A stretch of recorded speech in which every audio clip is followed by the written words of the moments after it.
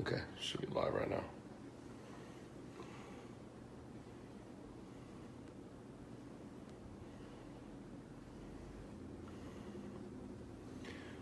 I need to. I just can't mess up if I should raise it. Then you lose the table. Like that, and then maybe go downward.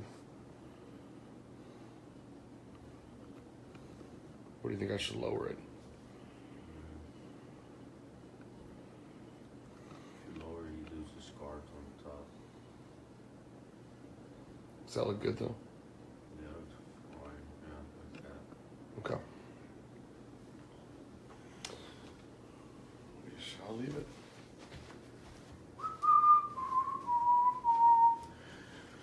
Oh boy.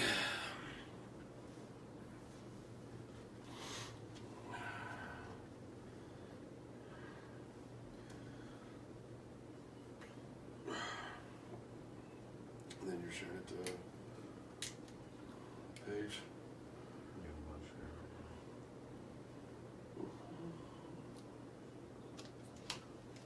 Ozarka.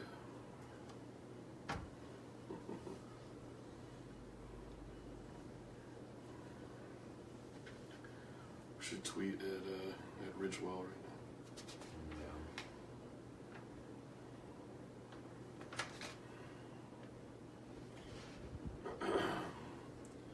Yeah, I'm probably gonna rely on you a little bit more just because I'm my voice.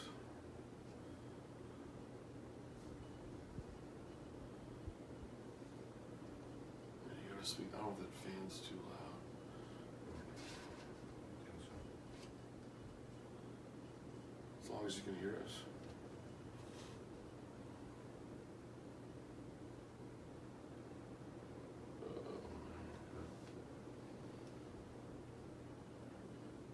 Alright. You good on both? Yeah. Okay. It's close enough to close enough to time. Alright, y'all, we'll go and get started. Thanks for y'all tuning in live and those of you watching this on playback. Once again, I'm Sean Telez, this is Raul Villarreal, and we're here with episode 14 of Texas Soccer Live. I want to ask for your, I'm apologizing up front. My voice has been going out. I've been sick lately with everything going around, so I'm going to do my best, but bear with me as we go through this evening's stuff. We got a couple cool things to talk about the show tonight. We want to talk a lot about Liga MX. We're about at the halfway season mark of Liga MX. We also have some new action to talk about in Champions League and our predictions for who's going to make the final 8. Your Dynamo and MLS kick off this weekend, this Saturday. And so we'll talk about that opener. And then we really want to talk about March 17th is our 1-year anniversary. And so we want to be doing a big show for that. Lots of giveaways. And so we'll be talking about some of those opportunities towards the end. But with that being said, let's jump right in. And once again, crazy Liga MX. We're 9 games in. And I feel like I've seen a different top 8 every single week from the beginning. Kind of what are your thoughts? I mean, kind of your impressions. How the heck do you predict this thing going forward? Well, I don't know, every weekend seems to be a bit crazier because, I mean, it's really split up by 1 point, if not they're tied. So if you lose, it actually drops you down pretty low, which is pretty crazy. I mean, it sucks for some teams, but it's pretty good for others because it still keeps a lot of teams that are under the 8 still in chance to qualify. But I think now that we're in rhythm, a lot of the teams are in rhythm now. I guess they got the first half of the season out of the way, which I guess is like the challenge for everybody. Although the closing is always a challenge for a lot of teams also because a lot of them don't know how to finish the season and end up in the top 8. But I think it's pretty much set. Maybe like a few changes here and there, but nothing major. I think it'll be the same teams like last season. Well, you got 3 points separating the top 8. That's it. And if you go all the way down even to expand that to the top 11, there's only 4 points. I mean, even 11th place Monarcas at 13, and first place Club Medica is 17. A lot of ties. We have 4 teams sitting there with 15 points. with Monterrey, Toluca, Pumas, and Tigres. Santos Club Medica was 17, Pachuca and Puebla at 14, and then like a whole group at 13. It's really anybody. If you're in that top 11, and I would say Leon at 12 could maybe sneak in. But other than that, I mean, I do agree with you. I think there is. I don't think we're going to see a lot of. I would say from that 13 spot down, they're not moving out of there. I do find it interesting though. I was looking at goal differentials and one thing about that gets me, and like I said, I'm not a fan of Club America at all. But the one thing they've managed to do, they've been scored on a ton, but for some reason they've been able to score a lot as well. They have a plus 11, which is the best goal differential this far this season. I mean,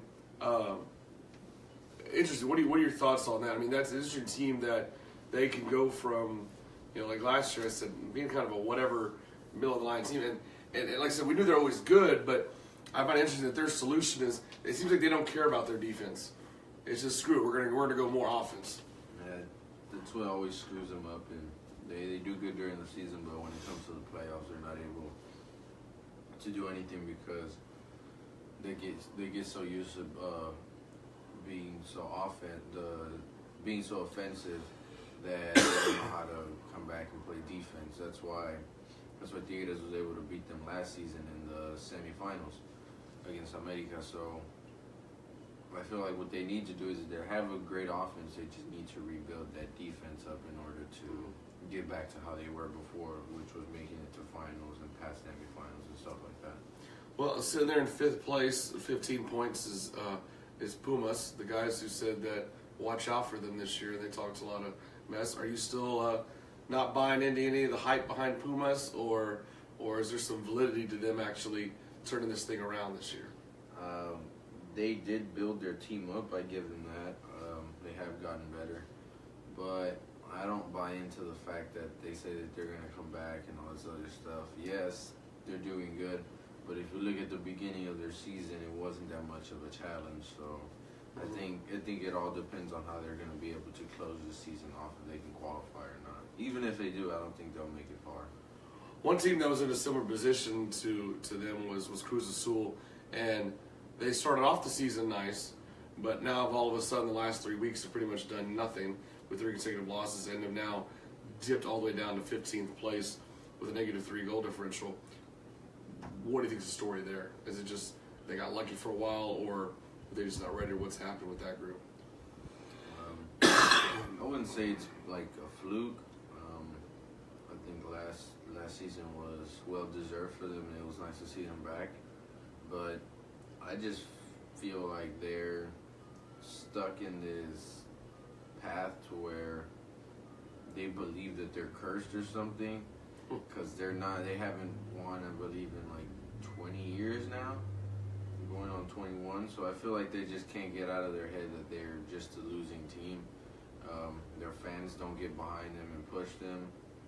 So, and I feel like maybe they just need to kind of come back and rebuild their team from scratch and maybe keep a few players here and there. Get a better coach, that's for sure. Maybe they can be able to do something. Hopefully they get some luck in the new stadium, but who knows. And talking about a team going from riches to rags, if you want to put it that way, I can't find an explanation as to why Atlas goes from being a perennial playoff team the last 3 or 4 seasons to now being dead last, -10 goal differential. I mean, these guys aren't even in games. Yeah. What the hell is happening with Atlas? I don't know. Me personally, I think it's because they lost their best player to Pumas. And now that you see Pumas is doing good, and the one who's scoring is that player. And they've almost traded places in standings. Yeah, so I think it's maybe they lost their key player, and I feel like that's what Atlas deserves, because I remember they were sitting him on the bench during the Liguilla, during the playoffs, and I didn't understand why. That's your best player, and you're going to sit him down. Now that you see him playing in Pumas, he's getting playing time, he's scoring goals, and he's doing good. So, I mean, I give him that. He scored against Tigres. I remember that game. Mm-hmm. So, I feel like they basically just switched places, and that goes to show that one player does make a difference on the team. Yeah. And I feel like Atlas kind of screwed themselves over, and now they're in a hole that they can't get out of. Yeah, exactly. Another team that seems to be in a hole they can't get out of is Chivas. Even money can't buy them out of that hole. Another can't explain it. Sitting there with only 7 points, almost just as bad. But hey, what goes around comes around. It's Chivas. I kind of ignore where they are in the standings because any given year, with the money that they spend in payroll, they'll be back in it or not. So we're going to ignore them for this year, maybe next year. But eventually, we're talking about them again. I'm sure for you as a Tigres fan, it won't take away any luster if you get to see them get their butts beat here in Houston in a few weeks. Yeah, I'm waiting for that game. I can't stand them ever since we lost to them in that final, and they haven't shown up since then. Since they supposedly won that final fair and square, but there's a lot that can be said about it, but you got to move forward. And now look at them. We're back. We go to finals every other year, and they go to finals every 15 years. So yeah. Well, and the game we're talking about, if you're not familiar with it, March 24th here in Houston, Chivas will be playing Tigres here in a friendly match, which, I say friendly, but it ain't going to be that friendly out there at BBA Compass.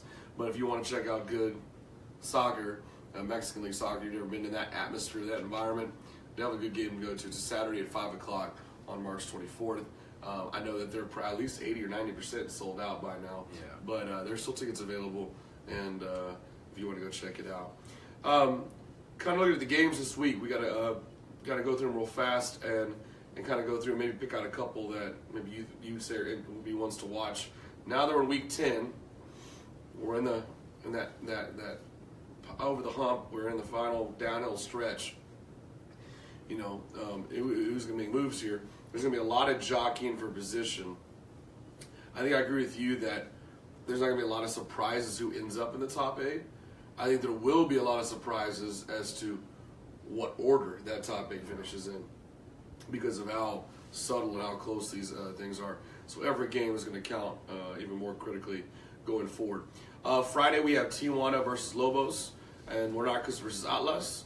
So in my opinion, 2 snoozers against 2 Lobos and Atlas at the bottom there. Well, Lobos surprisingly beat Veracruz. I believe it was 5-0 or 5-1 last week.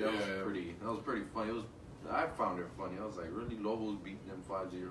Yeah, and it gave them at that point. It moved them up from 17th to 16th place at the time. But they had some offensive explosion. I don't know if that shows you that Lobos was good or Veracruz was just not that good at all. I'd be shocked if Monarcas doesn't beat Atlas. I mean, Atlas is just and plus they're at home. They're in Morelia, so I'd be surprised. Saturday, full slate of games. First couple ones, we have Cruz Azul versus Querétaro, and then we have Monterrey versus Puebla, and León versus Pumas. Out of those 3, like I said, what I hate about this is that every week I feel like they seem so obvious on paper, and then it doesn't turn out the way you think. I think León versus Pumas is going to be an interesting game. León is still, they're that one sitting in that 12 spot that I think could make a run to bump up into the 8. They keep experimenting. They're the ones who brought in Donovan and then all these other players. They're spending some money here or there. So I'm really interested to see. It'd be a critical 3 points. If they could gain 3 points, get up to 14 points, they would pull themselves, into the mix theoretically. So, and would also prove a thing or two by doing it against a 5th place Pumas team. So, for me, that's the game. The early games, that's the game to watch. Of course, I want to see Rayados take care of business against Puebla. But like I said, Puebla is one of those teams for the Rayados that have always been an Achilles heel.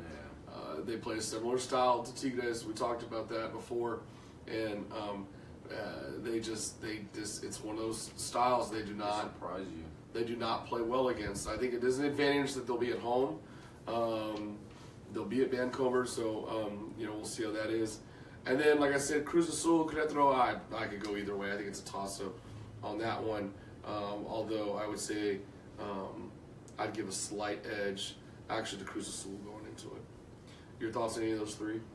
I think Pumas and Leon is a game to watch. I mean, obviously, Leon winning could bump them up into the 8, or Pumas winning can push them back up to the top. So I think it just depends on who wants it more. It depends on if Leon wants to be able to qualify and rack up those 3 points, because those 3 points could help. That could either keep them in or keep them out of the playoffs. Puebla and Monterrey. I'd like to see if Monterrey is able to keep it going, because I know that they've been playing during the week and on the weekend, so I wonder if that'll fatigue them or not. Be pretty interesting to see. The 2 late games on Saturday, we have our top 2 teams playing. We have Necaxa playing number 2 Santos, and then we have Chivas playing number 1 Club America. The alleged class. Talk about a Clasico that, God, I mean, I know they claim they're gonna get hyped for, but I mean, I'm sorry. I mean, really, if you're a Chivas fan right now, like, are you really excited about that game? I mean, don't get me wrong. Being a Monterrey fan, I'm sure yourself being a Tigres fan, I would love to deny Club America 3 points. I'd love it, but and who cares? I'll give you 3 points all day. Yeah. Take your 3 points and have 10. You'll still be basically almost in the bottom of the bracket. But I can't get excited over that. I think Santos and Necaxa is a more interesting one, just because Necaxa is sitting there at 9 in 9th place, has a lot more to fight for, and a win would instantly put them up into the solid top 8. So I think that's the one that has more to fight for. Like I said, though, like you said, it is a Clasico. Maybe they'll bring something out of them. I don't know. Sometimes those can be turning points for teams. If it's the right time of the season, who knows? But there's a long way to go for Chivas to do anything to get out of that hole. I think it'd be pretty interesting to see America lose to a Chivas that hasn't done anything this past season. I think it'd be pretty funny. Obviously, America fans would be pretty disappointed that they lost to the Chivas team that can't seem to get it together. But I'll say this: if Chivas takes 3 points, by all means take them. I don't want America to gain any more points right now, because anybody who has 15 points, anybody in 3rd place to 6th place could jump up to 1st. Oh, it really just depends. Well, if both Santos and Club America were to lose and be denied 3 points, this whole stadium is going to become even more wackier. Yeah. Just because, I mean, we're going to have people going up and down, and I mean, shoot, they could sink all the way down to 7 and 8 if people start, everything goes out. Lastly on Sunday, we have Toluca versus Pachuca, and then our last game is Veracruz versus Tigres. I don't see a lot of surprises here. I would say that Toluca and Pachuca are interesting because they are 2 of the top 8 teams, number 4 versus number 7. So it'll be interesting to watch. Toluca has the slight upper hand and has for the last couple of years. We'll see how they are. It should be a walk in the park for Tigres in the afternoon, but you never know with these bottom teams and what they might do. Yeah. By what I've seen last weekend from Veracruz, it doesn't show like they're here to fight for anything, honestly. That doesn't mean I expect Tigres to just expect it to be a walk in the park, because they can surprise you. I still expect them to go in and play like they did yesterday. They advanced to quarterfinals in the Conca Champions League. If they can show up and be offensively on Sunday, they should be good and keep the momentum going, because these next couple games are the ones that really matter. So you don't have to stress so much the last couple games. Well, you brought that up. That was my first general question real fast. Is CONCACAF Champions League, and then several teams playing in Copa MX. Do you think that's playing? You think that these guys at this point are just used to that, or is that having a real impact on their performance in league play? The fact that they are, in some cases, playing 2 or 3 times a week. I think that kind of impacts them. Sometimes it fatigues them. Some of them, they keep the momentum going. So if they have a good game during the week, they keep that momentum going onto Liga MX game. So I feel like it's pretty good for them to be doing I don't think it really fatigues them that much, but it does impact. It does impact them a lot. It does kind of screws up certain teams. Like America can do so good during the week for Conca Champions, and they come back. Some of them are tired, but a lot of these teams have, I guess you can say, second teams where they have good quality players sitting on the bench ready to go and play. Mm-hmm. This is live broadcast, and I have someone ringing my doorbell. So, Raul's going to take over real fast as I take care of this. So, go look at those last couple questions there. Let's say a couple things about Liga MX. All right, so basically for Liga MX, it's kind of stretching down. Top 8 are Club America at 1, Santos at 2, Monterrey at 3, Toluca at 4, Pumas at 5, Tigres at 6, Pachuca at 7, Puebla at 8. So it's not a surprise, although there's a few surprises. I would say Santos is one of them, and maybe Puebla is also a surprise because the past couple of seasons we've seen Puebla kind of at the bottom, so I don't think it's a surprise. And then Santos is iffy. Sometimes Santos could be up there right now, but next thing you know, they'll lose 3 games straight, and then they'll be at the bottom trying to fight their way back in. So I think it should be pretty good matchups. This week is pretty interesting, but it doesn't get. I don't think people start taking it seriously until like the last 3 games. And then lastly, before we conclude Liga MX, if you had to pick someone in the top 8 right now who will not finish in the top 8, and then likewise someone who is not in the top 8 who will move to the top 8, and you were pretty confident, like for sure, that that's going to happen by the end of the season, who would you pick? Someone in the top 8 that won't be there. I'm stuck between. I'm gonna put Puebla, maybe, and if not Puebla, I might take this back, but Pumas. And then someone who will be in the top 8, I will pick Leon or Tijuana, either or. I'm actually going to. Who I say will drop in the top 8. Oh man, that's a tough one. I guess I can see possibly Puebla, but I could also see Pachuca as well. I'm more interested in who I think is going to rise. I think you're going to see, because they're very good at the end of the seasons, I think you're going to see Monarcas make a run in the last couple of weeks like they did last season, and move their butts in there into the 8th or 7th seed and edge someone out. I think that 7-8 spot's going to be an interesting race. There's going to be some moving around there. So, with that, let's get moving on. Before we start talking about, we get to our local stuff, one of the things that's going to go over real fast and kind of do our European League update, kind of our fast break here. I'm going to go over each of the 5 leagues and kind of you tell me what surprised you, what hasn't from that league. And then we'll get into Champions League where I want to start making some predictions. Okay, so as of now, all these leagues have about 10 games left, so we're getting, once again, towards the end here of a lot of these seasons. About 2 months, 2.5 months out of things finally coming to that championship, season, end of start crowning champions. Premier League right now, your top 4. Man City with 72 points, Man U with 59, Liverpool 57, Tottenham 55, Chelsea at number 5 with 53, Arsenal at 6 with 45, Burnley at 7 with 37, and Leicester City at 36 and number 8. Takeaways from Premier League, anything that stands out to you with that, or is that pretty much what we expect? To me, that's what I expect. I mean, it's pretty recognizable names as always, same teams that are always up there.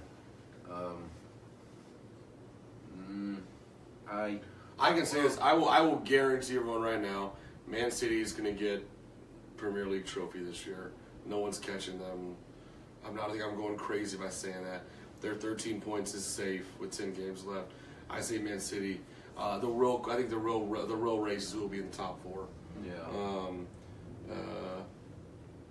Chelsea, who surprisingly is not in it, who's only 2 points out of the top 4, and then typical Arsenal sitting there at number 6. But I think one thing with that league is that there's no There's no championship race in this league. No. I think it's game over. Man City gets another trophy. La Liga, I think it's a similar situation, but it's gotten more interesting in the last couple weeks. We have Barcelona at number 1 with 65, Atletico Madrid at number 2 with 58, Real Madrid at number 3 with 51, Valencia at number 4 with 49, Villarreal with 41 at number 5. Sevilla has dropped to 6 with only 39, and then Celta Vigo 35 and Eibar 35. My biggest takeaway of this is that all of a sudden Atletico Madrid is actually making this not so easy for Barcelona. I mean, with 10 games remaining, or actually 12 in La Liga, they're only 8 points out. Now, I know that seems like an eternity when you're talking about Barcelona, but still, it's a heck of a lot closer and a lot bigger of a fight than Real Madrid's been putting up to them. Yeah, it's not interesting. Well, I think it's pretty cool that Atletico is actually doing something. Obviously, Real Madrid's not able to do that. But then again, you have Barcelona on this huge winning streak, and nobody can really stop them. So I think it's just I think Atletico is just waiting on the opportunity that Barcelona makes that one mistake, and then they can come back and sneak up on them and have a closer race. But I don't think anybody's stopping Barcelona right now. I doubt it. I highly doubt it. If they don't win, then something bad has to happen. Like Messi has to go down, Coutinho has to go down, all of them. But we know that's not going to happen. Yeah. I'm sure they're missing Neymar right now. It's like Bundesliga. This is the biggest runaway title of the year. Bayern Munich is sitting with a 20-point lead at 60 points in first place. Dortmund, who we were criticizing, yes, they have fought their way back to second. That second place is only 40 points. I don't know what is going on with the Bundesliga, but Bayern Munich they need to find another league or something because it's not competition anymore. Second place, Dortmund, and third place, Schalke, both have 40. Eintracht has 39 in number 4. Bayern has 38 in number 5. Leipzig 38. So everyone else has about that average, very close to 40. And then you got Bayern here sitting with 60 points, another runaway. The one race I keep watching, and it's still neck and neck. Serie A, you have Napoli with 66 points. Juventus with 65 points. They're still going win for win since our last episode. Lazio is kind of catching on with 52. Inter Milan 51, Roma 50, and so on. As I mentioned before, the last game on the schedule is Napoli versus Juventus. That's what I want to see, and these guys are not disappointing. If you're able to catch any of the highlights, and we'll try and post some more on the page, but these guys are just knocking games down left and right. Yeah. Juventus and Napoli have been on a tear. We'll get to Juventus in a second because they're in a dogfight in the Champions League right now. But they're definitely not losing sight of their domestic title either. No. This is exciting, and like I said, we're not seeing this in any of the other European leagues. Like I said, that's why we like Liga MX so much, because it is so close and competitive. Every game changes the standings, and this is finally when we finally have a race going on. Although it's in Serie A, it's in Italy that a lot of people don't pay attention to. I love it. It's an offensive league, super goal scoring, so it's interesting to see that go down. And then finally, League One, no surprise here. Although big news over the weekend, PSG has a very comfortable lead at 71 over second place Monaco 57. Big news, obviously, Neymar is out for the foreseeable future. We know that he's going to miss PSG's Champions League match coming up against Real Madrid. We don't know how many French League games he will miss. Long story short, what do you think the impact of that is for PSG as a squad without Neymar for at least, it looks like, 3 to 4 weeks? PSG in the league, I think they're fine. Yep. Unless they fall really bad, but I don't think they need Neymar that bad. They were able to take that league away without him. Yeah. Champions League, though, I think that did they play away or at home? They are going to. Are they going to play at home? They will be at home. Okay, so that away goal actually does help them, but I don't see I don't see Real Madrid showing up and just playing defense. I don't think that's going to happen. If anything, I feel like they will try and tag on an away goal and then be secure. PSG can do it, but They had the, they needed Neymar for this home game. Yeah. But I think PSG is basically out of Champions League, sadly. But and Real Madrid won't make it far anyways. So yeah. All right, well, let's jump right into Champions League. What I want to do is we're going to go through all 8 of the matchups that are currently going on in the round of 16. They've all finished Leg 1. Leg 2 is coming up next week, actually, already. Next Tuesday and Wednesday is the first rounds of that. And then the following 13 and 14 will be the rest of it. So within 2 weeks from now, we will have a final 8 in Champions League. Start with our first match. We had Juventus against Tottenham, against Hotspurs. That first game was in Italy. It was in Juventus. That game ended 2-2. So we have a tied aggregate going into game 2, which will go shift gears back to England with Tottenham versus Juventus. Interesting one here. Who do you think has it? I say I'd like to see Juventus back in, but I have a feeling Tottenham will pull out of there. I have to go with you on this. I think Tottenham back at home is going to play a role. It's basically a 0-0. It's a level match going into it. I think that's going to play a big role home field. I think Juventus loses and gets knocked out of Champions, but therefore becomes that more motivated to win the race in their domestic league. Yeah. So that's how I see it as well. By the way, that second match will be on the 7th. I'm sure that'll be broadcasted, so that's next Wednesday, a week from today, if you want to check that one out. Next one, talk about a blowout. You had FC Basel, it was 0, Man City 4. Going back to Man City, that was at home for Basel. No surprise here. No. I think Man City is going to cruise to another advanced round. Now, I'm curious. I haven't looked at what I did not look at, and I apologize for the show. I didn't look at how the actual bracket works. I know did I believe in Champions League they redraw each round? I know they did for this round. Yeah. So I didn't know. I did not look that up. Maybe one of the viewers can correct me. I'm pretty sure they'll redraw. It's not based on like a traditional bracket with that. I don't think they do that until you get to the Final Four, obviously. I think it'd be pretty interesting to see who they get matched up with. Yeah. So based on what we're seeing, we're talking about Tottenham, we're talking about Man City. Premier League's 2 for 2 right now, and I think that's an indication that shows you they made a strong showing. Speaking of Premier League, Richard said yes, they do redraw. So. Okay, so thank you, Richard. They do redraw, so that's gonna be interesting. These Premier League teams are gonna have to play each other eventually. Yeah. Because you have now Tottenham we're predicting going forward, Man City going forward, and I'm now going to go 3 for 3, and I'm going to predict Liverpool going forward because we have they played Porto. Porto had 0, Liverpool had 5, and now they're going back to Liverpool.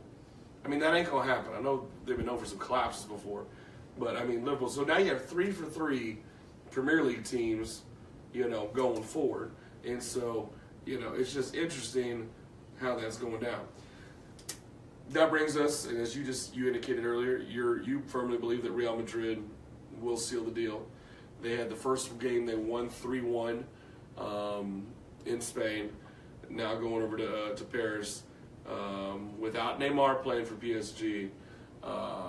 You're thinking Real Madrid's gonna seal it off? Yeah, I'm pretty sure. I mean, that 3-1 win, they're not gonna put their guard down. I think they're gonna show up and try and at least tag on 1 or 2 away goals. But as soon as they get 1 away goal, PSG will give up. Their defense will collapse, and then the scoring fest will continue. So, and I'm with you on that. I think Real Madrid will close it down. And the theme of blowouts in this round so far, Bayern, we know is from Bayern Munich, 5, Besiktas 0. And now they are going back to Besiktas, but who cares? It's Bayern Munich. Yeah. The Bundesliga will be represented again. Safe to say Bayern rolls. They play on the 14th, so I have to wait a couple weeks for that match.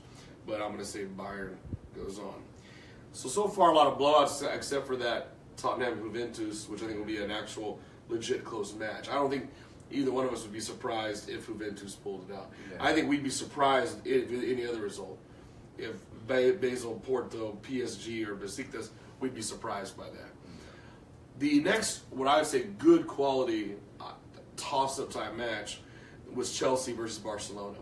First match was at Chelsea, 1-1 tie.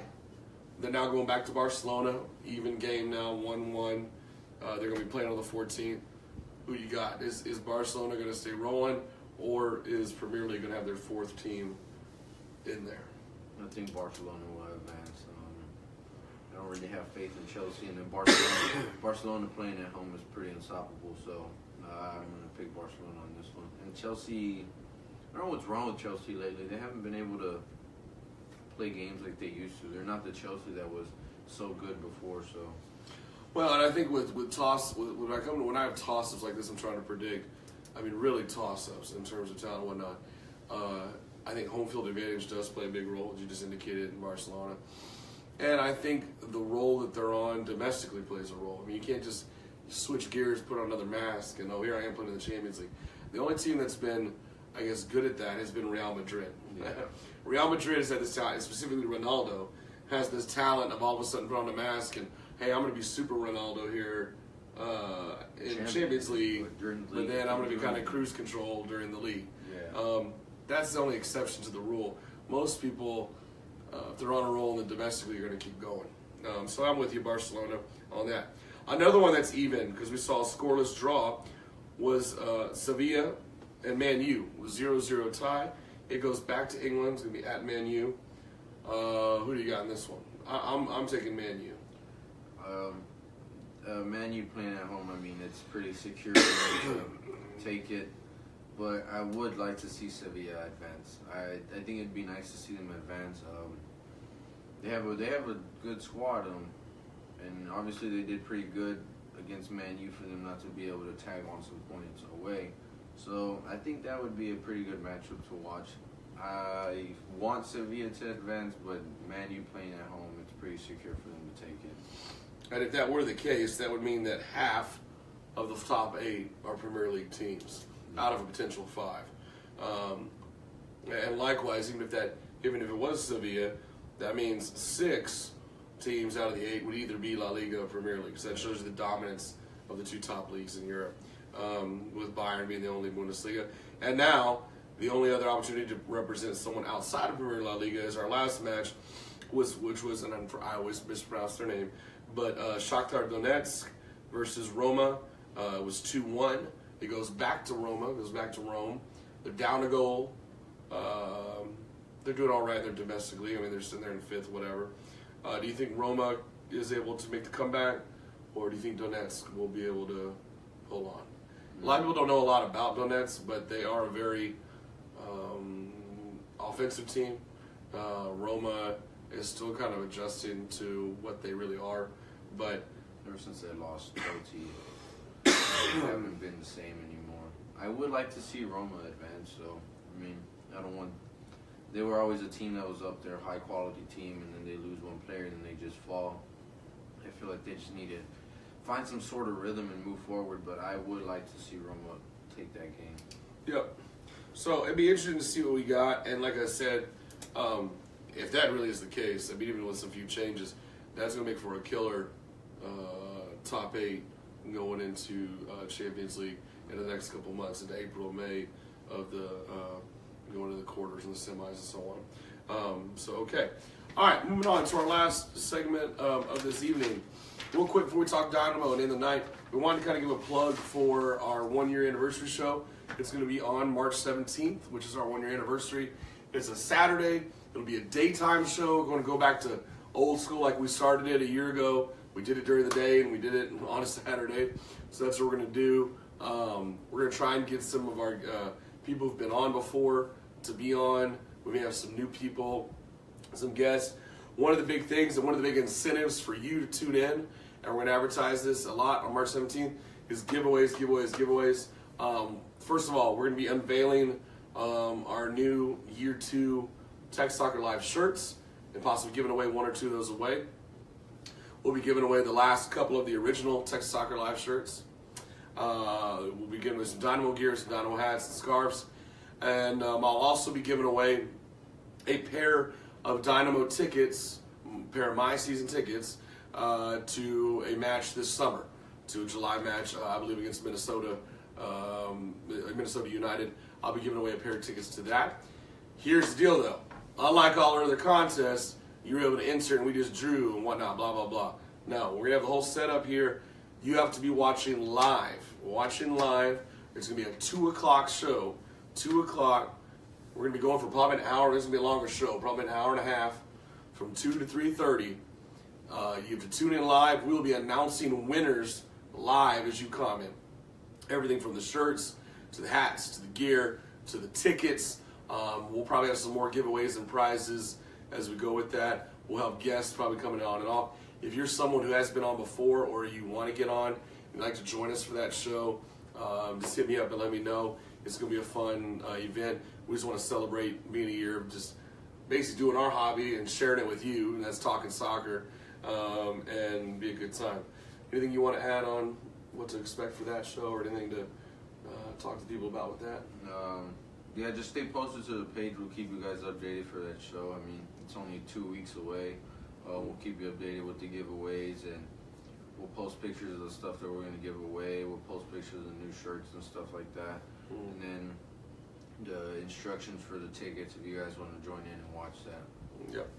And also, probably maybe not that show, but soon after, I will be announcing and unveiling. I've told some of my friends, some of the guys, but I will be hosting a bracket challenge, a pool, if you will, for the World Cup. So there'll be a whole thing that basically I'll put information out there. If you're interested, I'll just need your email, and you'll be able to message that through me through the Texas Soccer Live page or me personally. And basically what we're going to be doing is we're going to get as many people as we can. It's going to be a lot like March Madness with the brackets and points that you earn by each team you predict, including the group stage games. We're going to be doing a $50 buy-in. So the more people we get, the bigger the prize, the more places we give out. And basically brackets can be very simple. Brackets and buy-ins are going to be due to me in person or via email by the start of the World Cup. And we'll be keeping track. And at the end of the World Cup, we'll be declaring some winners. So we'll have some fun with that. Okay. If you have any questions about that, let me know. I'll be sending more details about that and what the rules are and how the format's going to work and all that stuff. Still figuring out how I want to do it, but it's going to happen. Last but not least, MLS season. I want to end tonight by talking about that. I'm excited about it. It's going to be my first time as a season ticket holder. I've been to a lot of Dynamo games over the years, but for whatever reason, maybe it was doing this show or maybe it was just talking about on a more frequent basis. And really, I think it's the performance of the team last year motivated me, and also a good point that I decided to buy season tickets. So I know I'm excited about it. I know a lot of the fans are excited about it. I do feel I like the buzz around the league. Got the new team coming on board, LAFC coming on, and so it should be pretty fun. And what a better way to start than playing what I believe is one of the top teams in the league after only 1 year, Atlanta United. Your thoughts on, in general, I know we've talked about it a lot already, Dynamo and stuff like that, but just kind of before this is our final show, before they start and they play on Saturday, any thoughts about that game or just in general about the upcoming season? I think that'd be a pretty good opening game for the Dynamo to take off where they left off. What we seen last season during the playoffs wasn't bad. Hopefully they've improved it. Obviously coming back and beating a team like LA would be, Atlanta would be nice. We've seen Atlanta had a great quality team their first season in the MLS, but I hope that they improved on what they needed to. They did lose a few players, but I don't think that'll mess them up. If anything, that's good for them, so they don't have to rotate so much and they stick to a solid lineup. And I think it'll be interesting to see how they do this season. The first game, they need to set the tone and what they're here for, and I feel like that should be a good game to watch. They got a solid core coming back offensively. They made key additions defensively.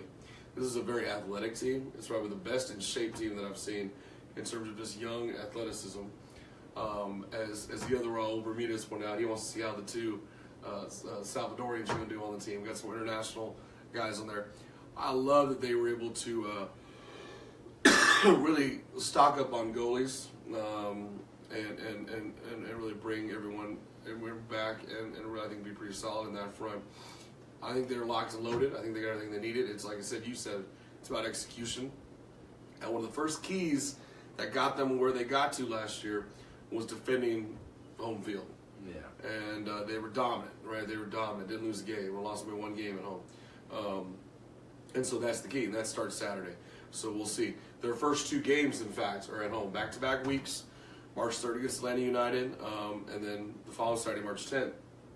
I forgot who off the top of my head they're playing. But they will be at home. So very critical start to the season in terms of getting off to where you want. Other questions general about the league. Seattle, Toronto, are those guys going to keep rolling, or is there anyone who's going to really legitimately challenge them in their respective conferences this year, especially Toronto? I think Toronto kind of has it locked. They look good. They looked good last season. Obviously, they beat Seattle. And then Seattle doesn't look bad either. I think we can look forward to seeing them again in the playoffs. Obviously, they're not going anywhere. Great teams, great players, great home field advantage that they have. I don't think anybody's going to be able to stop them right now. But then you'll be surprised here and there. There's a few teams that'll just show up and then they'll catch you off guard. But I don't think Toronto can be stopped right now. They have good players. Obviously, I'd like to see how Seattle does, see how Clint Dempsey does, and see how they do. So I think it should be interesting. LAFC, do they go the way of Atlanta United, or do they go the way of Minnesota United? I think they go the way of Atlanta. Okay. I think they've been hyping that team up a lot, and I think that they have everything that they need to do. New stadium, a big amount of fans, great players that they've called up. They've signed on, yeah. So I feel like that's the one team to watch this year for the MLS and see how they do. I feel like they'll make it into the playoffs, but who knows? Yeah. I just got to keep you up to tabs on things to the MLS. Nashville, as we've said before on this show, has been approved to be the next team to come on 2019 or 2020. Miami will be coming on in 2020, and then they've now got finally down. Within the next 2 weeks, they said they will be announcing who the next team after that will be. The finalists have come down to Cincinnati, Detroit, and Sacramento. I think Cincinnati is the strongest team and should be the one that gets brought in there because they play well in the U.S. Open. However, I wonder if geography is going to play a role in this. Remember, LAFC comes on. There's now too many teams in the West. Okay, well, we solved that problem because then Nashville comes on, who I would assume would play in the East, being in Tennessee. Well, then you have Miami, who comes on, who now, if they play in the East, that makes it uneven. Yeah. This is why I think Sacramento has a slight advantage. I think it's geography. Now, they could balance that out by bringing on Cincinnati, which I think is the best team to bring on, and moving a team over to the West randomly, which they might do. Move someone who's in the central part of the country over. But I don't know how they're going to operate. I think Cincinnati will be the best team to bring on because Cincinnati FC dominates at their level and has beaten MLS teams in U.S. Open Cups and whatnot. So I think that'll be good. Any final thoughts, Donovan? Anything else? Anything to look for? Any takeaways going forward in the world of soccer? Or things to be looking on to before we wrap things up? Conca Champions, I believe that Dallas is playing tonight. They are losing 1-0, but I think they're back at home to try and advance. Toronto advanced 2-0 over Colorado, so they will be playing Tigres. And I'm not sure. I'm not sure how Seattle's doing on the other side of the bracket. I know that they're in, and I believe there is one more MLS team that I'm not sure who it is, but Colorado or no? Colorado just lost to Toronto. That's Dallas is playing to try and advance. I know Seattle's on the other side. And I think there's one more. I think there's 4 MLS teams and then 4 Mexican League teams, and then you have I guess like South American teams that are in there. Central America. But yeah, watch out for those. They're in the run to try and go to the World Cup of Clubs. so that's pretty interesting to watch. And all of that is happening as well, just like the regular season for both teams. It's because it happens in December, so they need to get all of that out of the way. So if you guys are fans of Toronto, Seattle, Dallas, and stuff like that, tune in for that. Definitely. Well, my big thing is, like I said earlier, guys, make sure you get ready for March 17th. It's right around the corner, 3 weeks from now. March 17th, our 1-year anniversary. It's going to be a fun show. It's going to be at 2 o'clock. It's going to be a daytime Saturday show with special guests, live giveaways, prizes. It's going to be a fun time, and we like to be a little bit of a celebration. By then, we're going to have the start of MLS. We'll be down to the final 5 or 4 games of Liga MX. We'll have the next round. We'll know our final 8 for Champions League. So we'll have a lot of soccer to talk about, even more than today. We just wanted to kind of get out there today, and we hadn't talked to y'all in a while and do a quick show, but we're looking forward to it. I guess with that pretty much is it. I'm Sean Tellez. That's Raul Villarreal. We'll see y'all next time, 1-year anniversary show. Appreciate it.